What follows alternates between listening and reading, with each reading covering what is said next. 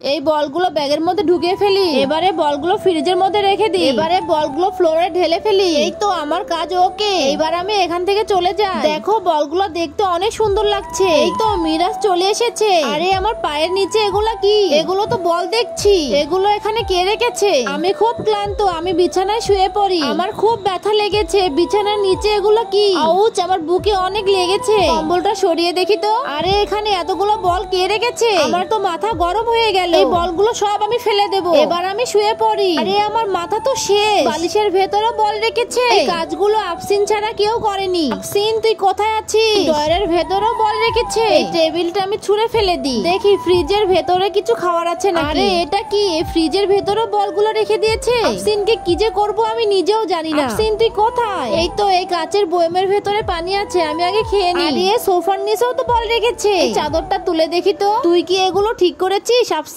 বন্ধুরা, তোমরা যদি তোমার মাকে ভালোবেসে থাকো আর এই ছবিটিকে সুন্দর মনে করে থাকো, তাহলে ভিডিওটিকে লাইক করে চ্যানেলটি সাবস্ক্রাইব করে দাও।